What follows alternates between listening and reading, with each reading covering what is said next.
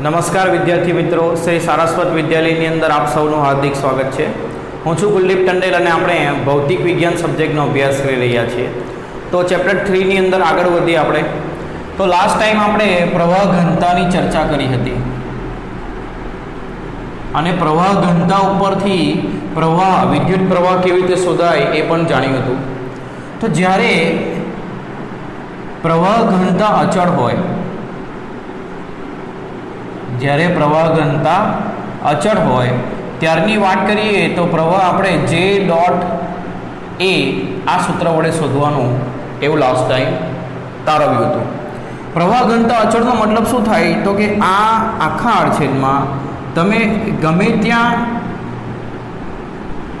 જોશો, એટલે કોઈ પણ ક્ષેત્રફળ આગળ જોશો તે બધા સમાન ક્ષેત્રફળમાંથી સમાન વિદ્યુતભાર પસાર થતા હશે.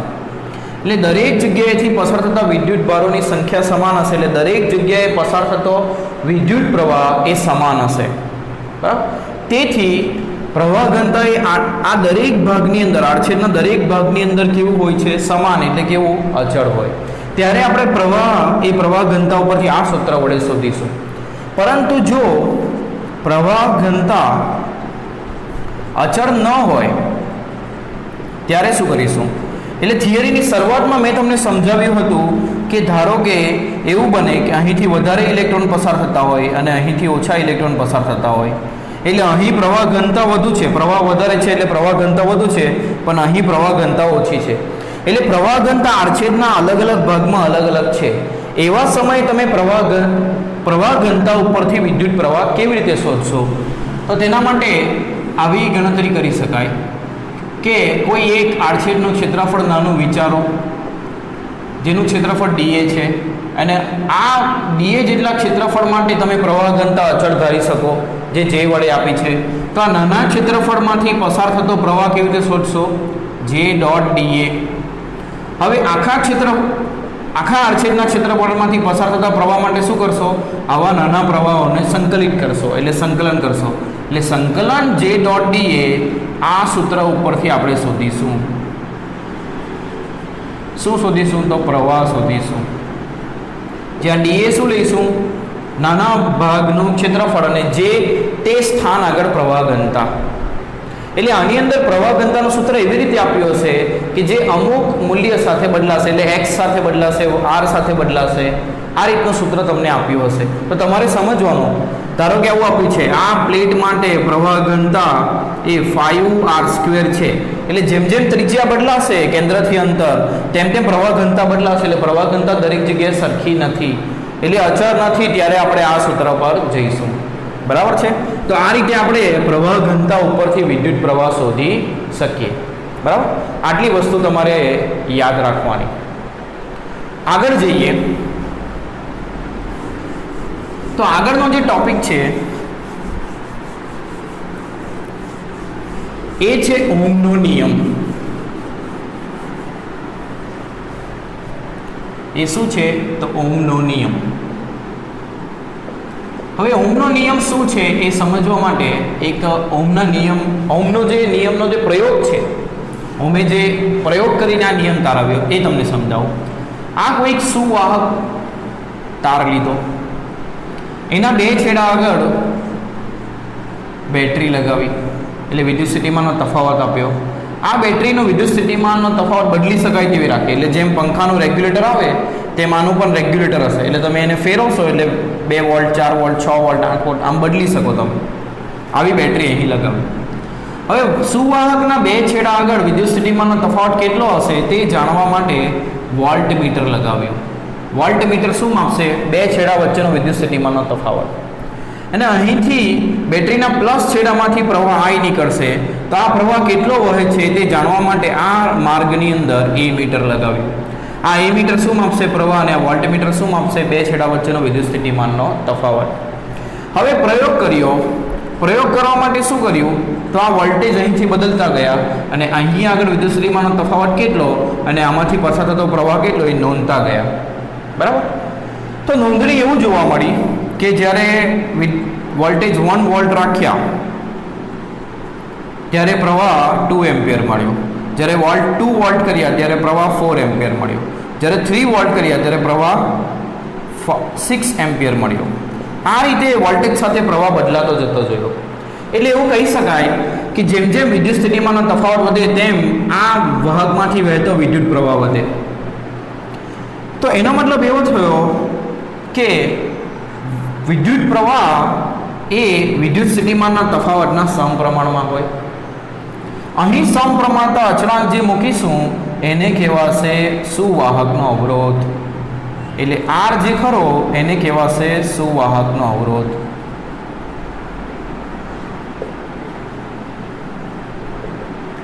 એનો જે એકમ છે એ આવશે ઓમ. SI એકમ શું આવશે? અવરોધનો ઓમ. એને આપણે સિમ્બોલમાં ઓમેગા તરીકે લખશું. વંચાશે ઓમ અને લખીશું સંજ્ઞામાં શું? ઓમેગા. બરાબર છે? તો આટલી વસ્તુ તમને સમજાય. હવે આ અવરોધ એટલે શું ખરેખરમાં એ થોડું જાણીએ. જે આમ ચોપડીમાં નથી પણ આપણે થોડો જાણવાનો એને સમજવાનો પ્રયત્ન કરીએ. તો આમ જુઓ તો એવું પણ કહી શકાય કે ઓહમના નિયમમાં વોલ્ટેજ અને પ્રવાહ, વોલ્ટેજ બદલાય તેમ તેમ પ્રવાહ બદલાય છે.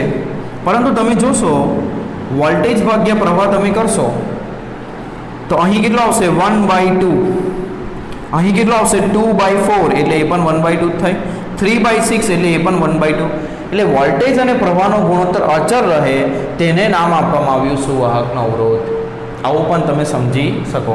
એટલે આ જે વિધાન છે, આ જે સૂત્ર છે કે વિદ્યુત પ્રવાહ એ વિદ્યુત સ્થિતિમાનના તફાવતના સમપ્રમાણમાં હોય એને જ કહેવાય ઓહમનો નિયમ. અને આ જે સમપ્રમાણતા અચળાંક આવ્યો એને કહેવાય આ સુવાહકનો અવરોધ. હવે શું થયું હશે? તો અહીં પ્લસ છેડો તમે બેટરીનો લગાવ્યો અને અહીં માઇનસ, એટલે પ્લસથી માઇનસ વિદ્યુત ક્ષેત્ર ઉત્પન્ન થયું. તો ઇલેક્ટ્રોન પર વિદ્યુત ક્ષેત્રની વિરુદ્ધ દિશામાં બળ લાગ્યું એટલે ઇલેક્ટ્રોન બધા આ બાજુ ગતિ કરવા લાગ્યા. જ્યારે ઇલેક્ટ્રોન ગતિ કરશે ત્યારે એના માર્ગમાં આવતા આયનો, ઇલેક્ટ્રોન જ્યાંથી મુક્ત થયો તે પરમાણુ ધન આયન બની ગયો હશે અને જ્યાં મુક્ત નથી થયા તે પરમાણુ થશે. એટલે આમાં આવતા આયનો અને પરમાણુઓ સાથે અથડામણ અનુભવીને તે આગળ વધશે. એટલે આ ઇલેક્ટ્રોનને તમે જુઓ તો એ અહીંથી આવ્યો, આની સાથે અથડાયો, ફરી અહીં ગયો, આની સાથે અથડાયો, ફરી અહીં ગયો, આની સાથે અથડાયો. એટલે આયન અને પરમાણુ સાથે અથડામણ અનુભવતો આગળ વધશે. તો અથડામણને કારણે આ ઇલેક્ટ્રોનની ગતિ અવરોધાય. તો તે કેટલી અવરોધાય એના માપને કહેવાય સુવાહકનો અવરોધ. એટલે અવરોધ R ને તમે V/I સૂત્ર ઉપરથી શોધી શકો. બરાબર? એટલે અવરોધ ક્યાંથી આવ્યો? આયનો અને પરમાણુઓ સાથેની ઇલેક્ટ્રોનની અથડામણને કારણે એની ગતિ અવરોધાય. તો એ કેટલી અવરોધાય એના માપને શું કહેવાય? એ સુવાહકનો અવરોધ. બરાબર છે? MCQ માટે ખૂબ અગત્યનો સવાલ, સુવાહકનો અવરોધ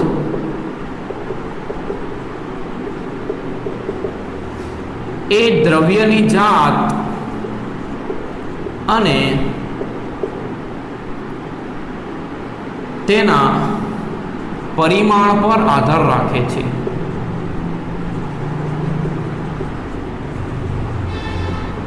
આ MCQ માટે ખૂબ અગત્યની લાઈન. જો આવી રીતે ચેપ્ટરમાં હું તમને કહેતો જઈશ કે આ MCQ માટે ખૂબ અગત્યની લાઈન, તો તમારે બુકમાં નોંધતા જવું કમ્પલસરી. બોર્ડ એક્ઝામમાં MCQ કરવા માટે તમને આ લાઈનો ખૂબ જ કામ લાગશે, યાદ રાખજો. તો આ જે અવરોધ છે એ દ્રવ્યની જાત, એટલે આ સુવાહક કોપરનો બનેલો છે, એલ્યુમિનિયમનો બનેલો છે, શેનો બનેલો છે એના ઉપર આધાર રાખે. એટલે આ કોપરનો હોય તો અલગ આવે, એલ્યુમિનિયમનો હોય તો અવરોધ અલગ આવે.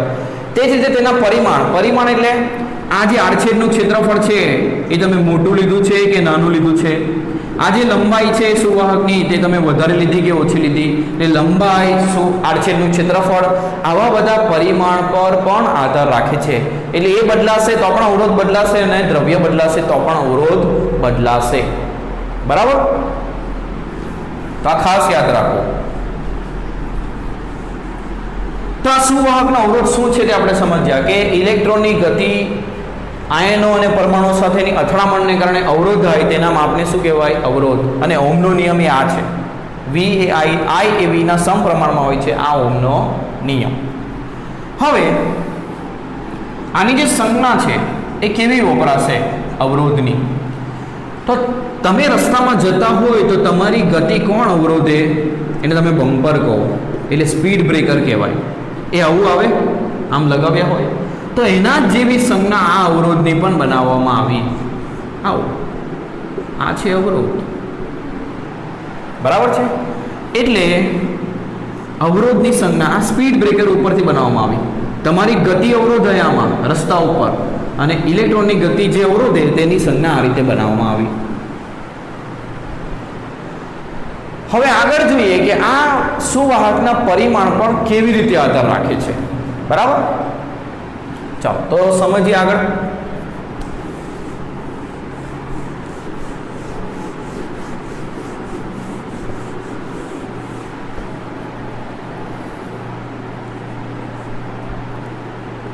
તો ધારો કે આ એક સુવાહક સળિયો લીધો. શું લીધો? સુવાહક સળિયો, જેના બે છેડા વચ્ચેનો વિદ્યુત સ્થિતિમાનનો તફાવત V છે અને તેના આડછેદમાંથી પસાર થતો વિદ્યુત પ્રવાહ, આડછેદમાંથી એટલે તે આખા સુવાહકમાંથી જ પસાર થતો વિદ્યુત પ્રવાહ કેટલો છે? I. એટલે એનો અવરોધ આપણે શું લખી શકીએ? V ભાગ્યા I, બે છેડા વચ્ચેનો વિદ્યુત સ્થિતિમાનનો તફાવત ભાગ્યા એમાંથી વહેતો પ્રવાહ. એની જે લંબાઈ છે એ આપણે લીધી L અને એનું જે આડછેદનું ક્ષેત્રફળ છે એ આપણે લીધું A. હવે એવું કરીએ કે આટલું જ આડછેદ અને આટલી જ લંબાઈ ધરાવતા બે સુવાહકોને જોઈન કરી દઈએ આ રીતે. હવે જો આડછેદનું ક્ષેત્રફળ આ જ છે, જેટલું હતું એટલું જ, એટલે આમાંથી વહેતો પ્રવાહ જે ખરો એ એટલો ને એટલો જ રહેશે. આ જ પ્રવાહ આખામાં જશે બંનેમાંથી. એટલે આ બેના સંયુક્ત ચોસલામાં વહેતો પ્રવાહ એ તમે I જ લખી શકો, બરાબર. આના બે છેડા વચ્ચેનો વિદ્યુત સ્થિતિમાનનો તફાવત V, એક સળિયાના, બીજા સળિયાના છેડા વચ્ચેનો વિદ્યુત સ્થિતિમાનનો તફાવત V, એટલે આ સંયુક્ત ચોસલાના બે છેડા વચ્ચેનો વિદ્યુત સ્થિતિમાનનો તફાવત કેટલો થશે? V અને V, 2V. એટલે વિદ્યુત સ્થિતિમાનનો તફાવત શું આવશે? 2V. તો એનો અવરોધ કેટલો થશે? તો એનો અવરોધ થશે V બાય I, એટલે 2V ભાગ્યા I, એટલે V બાય I ને કહેવાય R, એટલે આ 2R થયું. આમાં આપણે શું કર્યું? આ જે સંયુક્ત ચોસલું બન્યું એની લંબાઈ બમણી થઈ, L વત્તા L, પરંતુ આડછેદનું ક્ષેત્રફળ તો એટલું જ રહ્યું. એટલે લંબાઈ બમણી કરી તો અવરોધ બમણો થયો. એના ઉપરથી કહી શકાય કે સુવાહકનો અવરોધ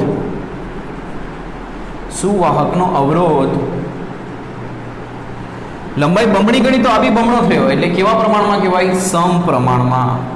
સુવાહકનો અવરોધ તેની લંબાઈના સમપ્રમાણમાં હોય છે.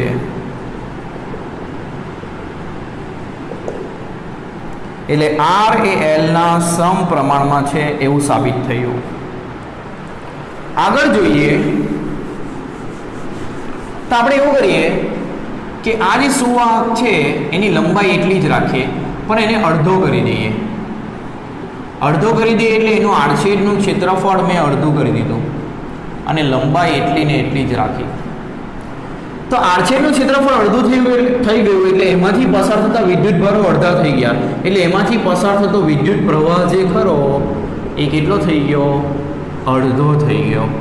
અને બે છેડા તો આના આ જ છે, લંબાઈ એટલી લીધી એટલે બે છેડા એના એ જ છે. એટલે વિદ્યુત સ્થિતિમાનનો તફાવત બે છેડા વચ્ચે એ એટલો ને એટલો જ રહ્યો. જો આડછેદ અડધું થશે તો પ્રવાહ અડધો થશે, લંબાઈ બદલાશે તો વિદ્યુત સ્થિતિમાનનો તફાવત બદલાશે, ને આડછેદ બદલાશે, આડછેદનું ક્ષેત્રફળ બદલાશે તો એમાંથી વહેતો પ્રવાહ બદલાશે. આડછેદ અડધું કર્યું એટલે અડધા જ વિદ્યુતભાર આમાંથી પસાર થશે. અડધા જ આડછેદ માટે ગણતરી કરીએ છીએ તો અડધા વિદ્યુતભાર પસાર થાય એટલે આમાંથી વહેતો પ્રવાહ અડધો જ થશે, પરંતુ છેડા તો એના એ જ છે એટલે વિદ્યુત સ્થિતિમાનનો તફાવત એટલો જ રહેશે. તો આનો અવરોધ શોધીએ તો એ કેટલો આવશે? V બાય I, તો V divide by I by 2, 2 ઉપર જશે એટલે 2V બાય I, એટલે આ પણ કેટલો થયો? V બાય I ને શું કહેવાય? અવરોધ R, સુવાહકતા. તો અવરોધ બમણો થયો. આડછેદનું ક્ષેત્રફળ અડધું કર્યું તો અવરોધ બમણો થયો. આને ઘટાડ્યું તો આ વધ્યું, એટલે કેવા પ્રમાણમાં કહેવાય? વ્યસ્ત પ્રમાણમાં. એટલે સુવાહકનો અવરોધ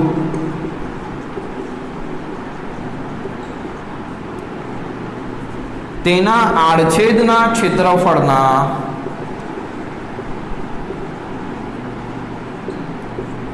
વ્યસ્ત પ્રમાણમાં હોય છે.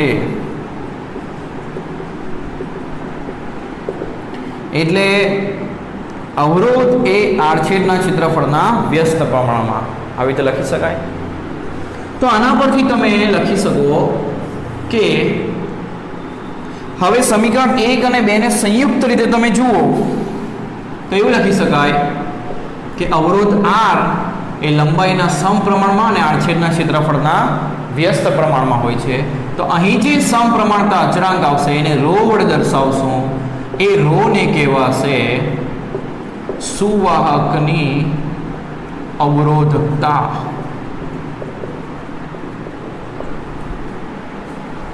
અવરોધકતા અથવા તો વાહકની અવરોધકતા આવી રીતે કહી શકો. એનો એકમ શું આવશે એ જોઈએ. રો નો SI એકમ. તો એકમ શું આવશે? અવરોધનો એકમ ઓમ.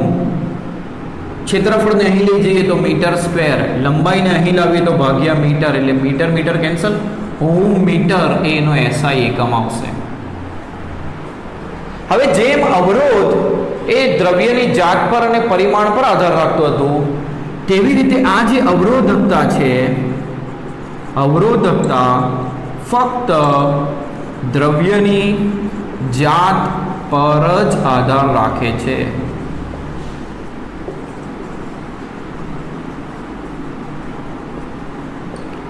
નહીં કે પરિમાણ પર.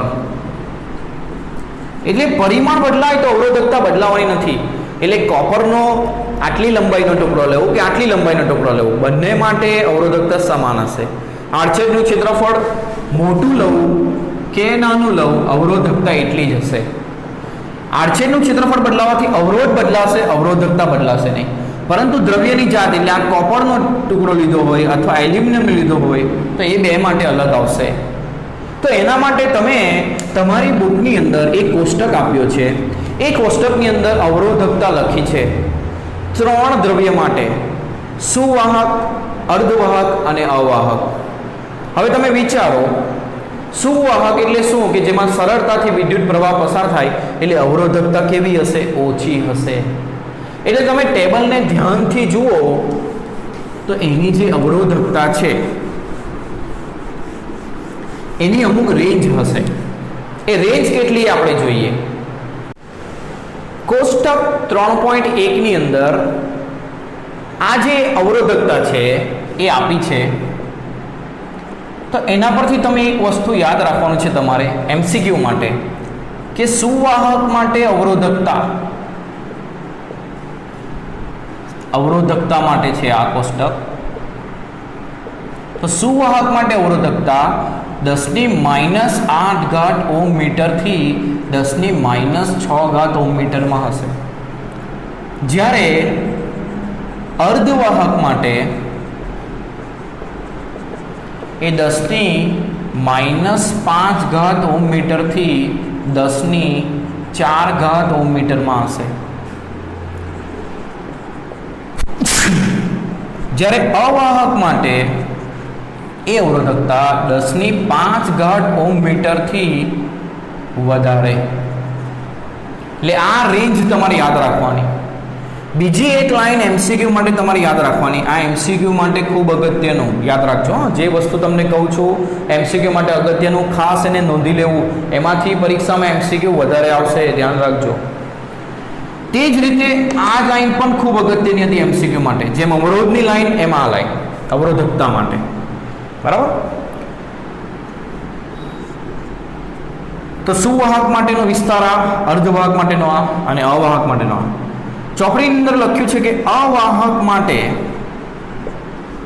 અવરોધકતા સુવાહક કરતા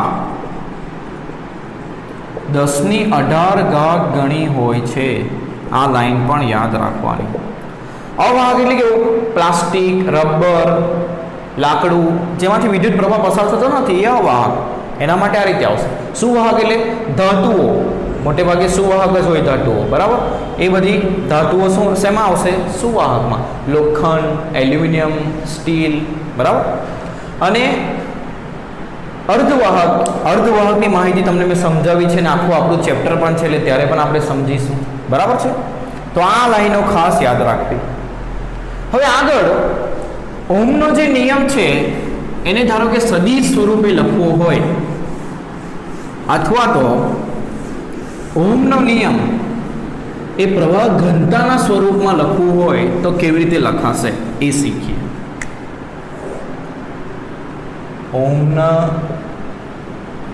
નિયમનું સદિશ સ્વરૂપ અથવા તો પ્રવાહ ઘનતાના રૂપમાં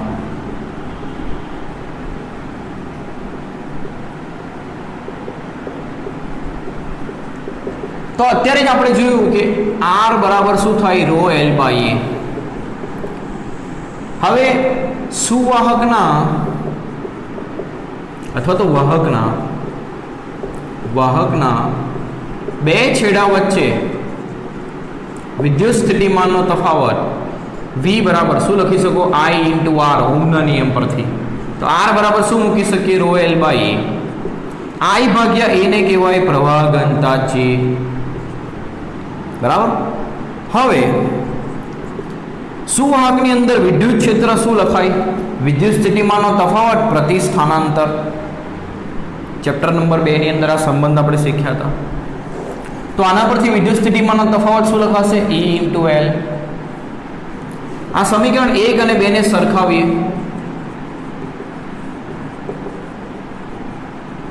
તો શું થશે? તો J ρ L બરાબર શું આવશે? E × L.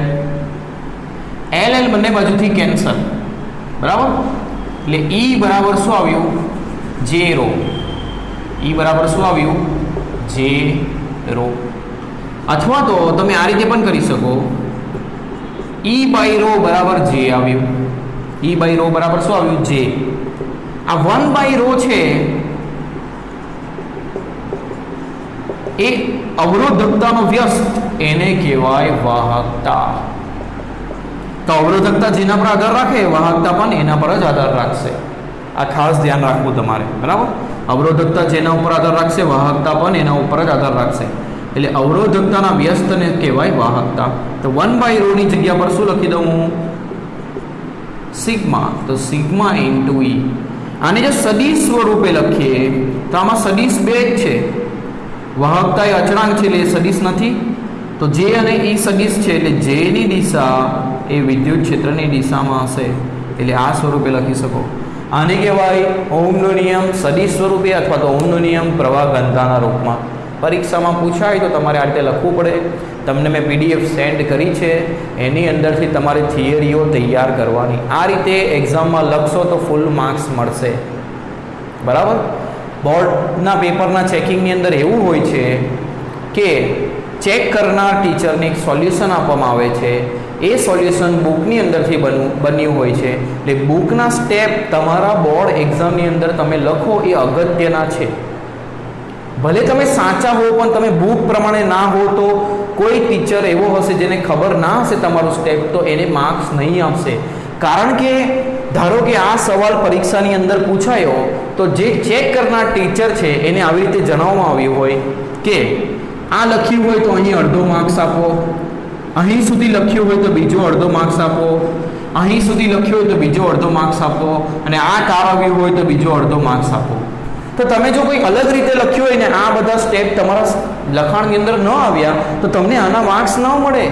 પછી તમને આ શરૂઆત આનાથી કરીને આ પૂર્ણ કર્યું એના જ માર્ક્સ મળે. એટલે બુકની અંદર જેવા પ્રકારનું લખાણ છે બોર્ડ એક્ઝામમાં એવા પ્રકારનું જ લખવું પડે. જો સમજો, ગુજરાત બોર્ડનું ચેકિંગ એ સેન્ટ્રલ બોર્ડ જેવું થતું નથી. ભલે પેટર્ન આપણે સરખી કરી, બુક સરખી કરી, સેન્ટ્રલ બોર્ડની અંદર આ સવાલ આવ્યો તમે ગમે એ રીતે લખ્યો સાચો હશે માર્ક્સ મળશે. ગુજરાત બોર્ડની અંદર આવું 90% થતું નથી. સારો ટીચર હોય તો કરશે, બાકી સોલ્યુશન પ્રમાણે જ ચેક કરશે. અને જે સોલ્યુશન ટીચરને મળે છે એ ટેક્સ્ટબુકમાંથી જ બન્યું હશે. એટલે ટેક્સ્ટબુકના સ્ટેપ જ તમારા લખાણની અંદર હોવા જરૂરી છે. તમારે જોવું હોય તો તમને હું એની પણ PDF સેન્ડ કરીશ. ગયા વર્ષનું સોલ્યુશન તમે જોઈ શકો અને એને સમજીને તમે સમજી જશો એને જોઈને કે કેવી રીતે માર્ક્સ તમને મળે છે. બરાબર. એટલે ઘણી વખત એવું થાય બધું મેં સાચું લખ્યું પણ માર્ક્સ ઓછા આવ્યા તો મારી આ ભૂલ હોઈ શકે. એટલા માટે તમને હું જે બી દાખલો પણ કરાવું ભલે મારી પાસે શોર્ટકટ રીત હોય પણ હું બુકની મેથડને જ ફોલો કરું છું. એનું કારણ આ છે. બરાબર છે. તો ધ્યાન આપજો આની અંદર. ચાલો, તો આટલું પોર્શન બધાને સમજાયું હશે. હવે થોડું પોર્શનની અંદર આગળ વધીએ.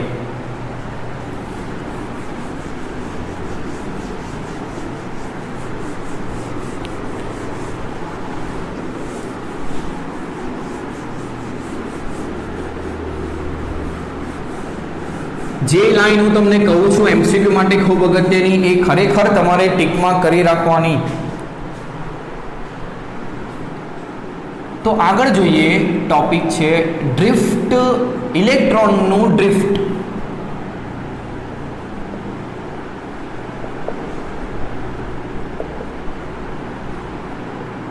અને ડ્રિફ્ટ વેગ. ખૂબ ધ્યાનપૂર્વક સમજો આને. ધારો કે મેં વાહકના બે છેડા આગળ બેટરી લગાવી નથી તો ત્યારે શું હશે? મેં તમને આગળ જણાવ્યું હતું, ઇલેક્ટ્રોન આ રીતે અસ્તવ્યસ્ત ગતિ કરતા હશે. બરાબર. બધાની ગતિ અલગ અલગ દિશામાં હશે.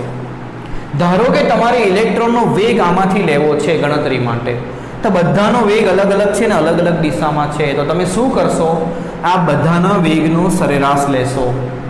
તો પ્રારંભમાં આઈમાં ઇલેક્ટ્રોનનો વેગ vi લખો અને બધા ઇલેક્ટ્રોનના વેગનો સરેરાશ લઉં. સરેરાશ એટલે બધાનો સરવાળો ભાગ્યા ઇલેક્ટ્રોનની સંખ્યા.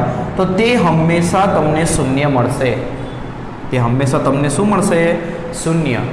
કારણ એક ઇલેક્ટ્રોન આ બાજુ 5 મીટર પ્રતિ સેકન્ડથી જતો હોય તો એની વિરુદ્ધ દિશામાં બીજો ઇલેક્ટ્રોન 5 મીટર પ્રતિ સેકન્ડથી જતો હોય. એટલે એકની ઝડપ તમે 5 લેશો, બીજાની -5 લેવી પડે. એટલે સરવાળાનો જવાબ શું આવે? 0. એટલે સરેરાશ વેગ ઇલેક્ટ્રોનનો તમને 0 મળે છે. બરાબર. હવે જ્યારે બેટરી નથી લગાવી ત્યારે પણ ઇલેક્ટ્રોન એ આવી રીતે ગતિ કરતો હશે ત્યારે અથડામણ અનુભવતો હશે. એટલે એ થી શરૂ કરીને ઇલેક્ટ્રોન આમ ગયો, અથડાયો, આમ ગયો, ફરી અથડાયો, આમ ગયો, ફરી અથડાયો, આમ ગયો, બી પર પહોંચ્યો જ્યારે બેટરી લગાવી નહોતી ત્યારે.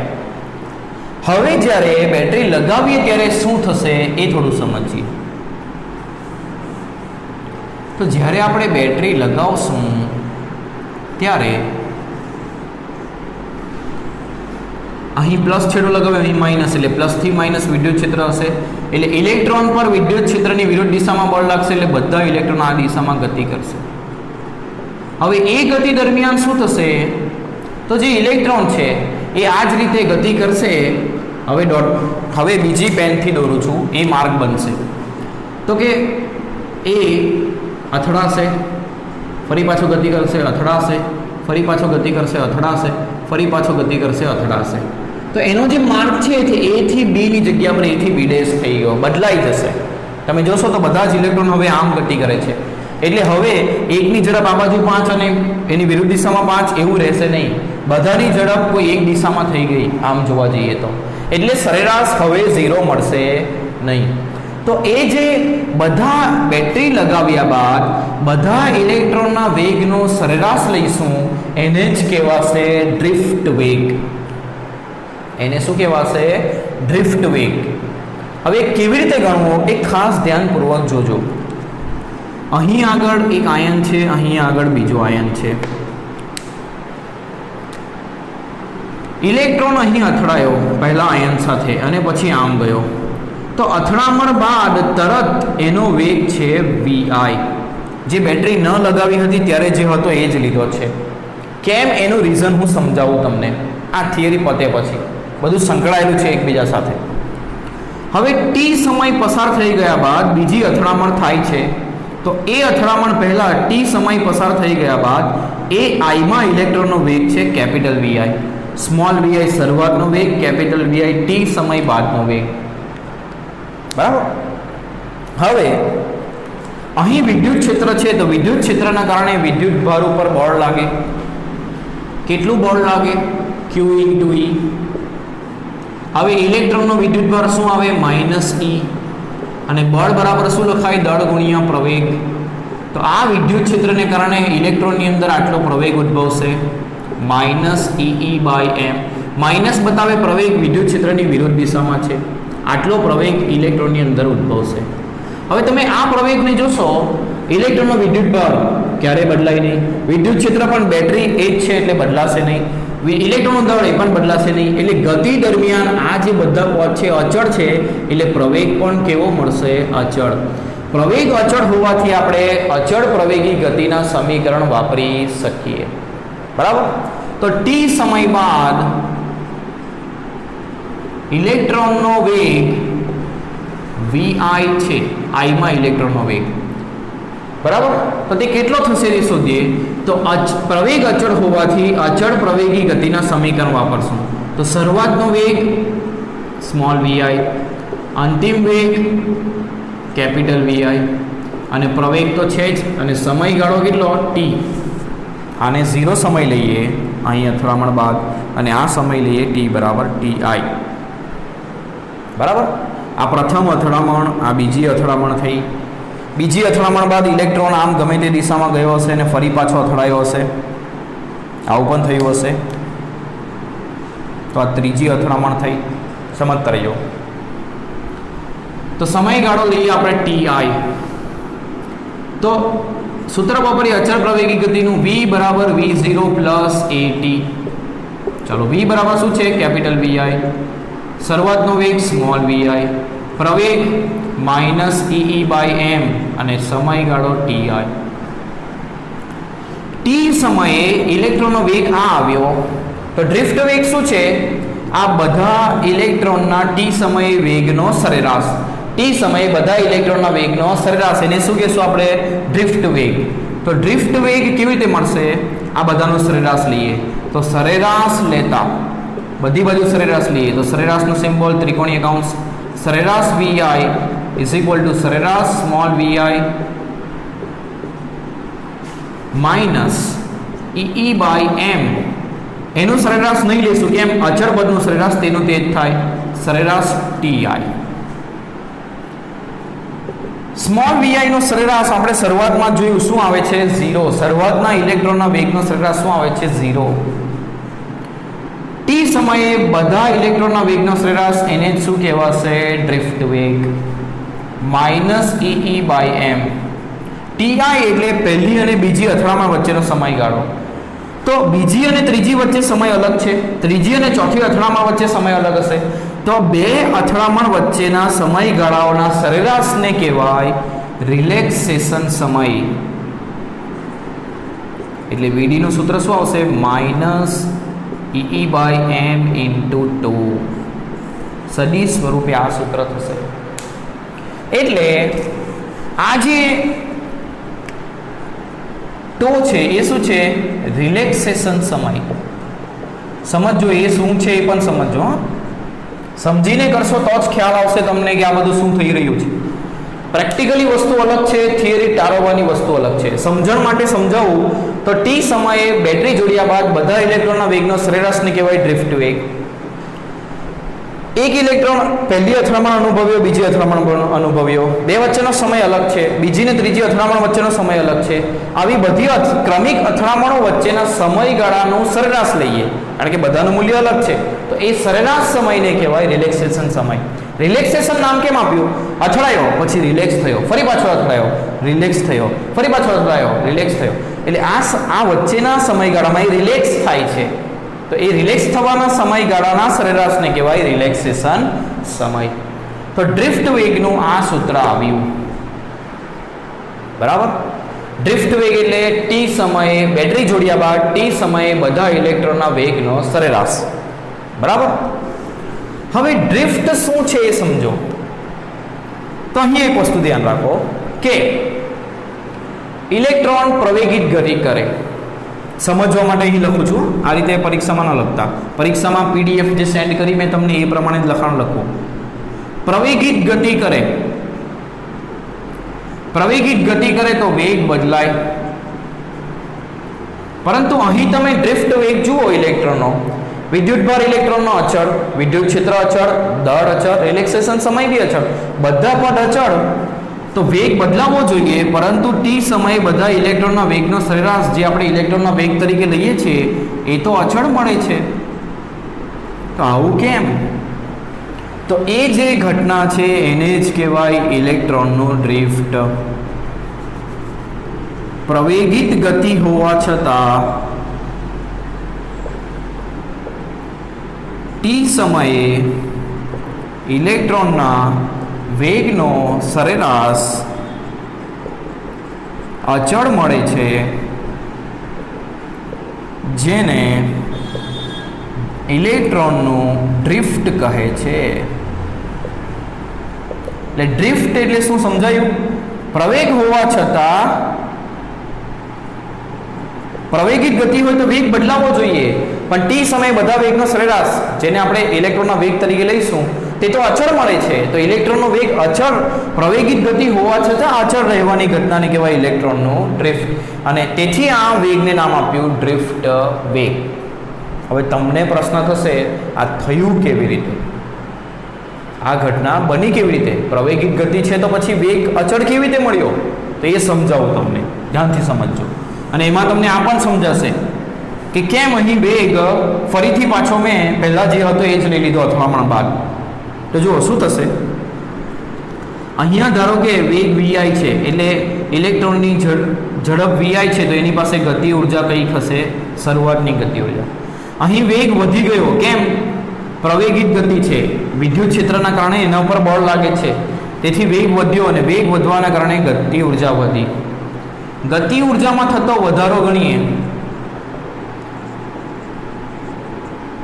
કેટલો થયો? તો અંતિમ માઇનસ પ્રારંભિક, આટલો વધારો થયો. તો જે ઉર્જા વધી તે જ્યારે એ આ આયન સાથે અથડાશે ત્યારે એ આયનને આપી દેશે.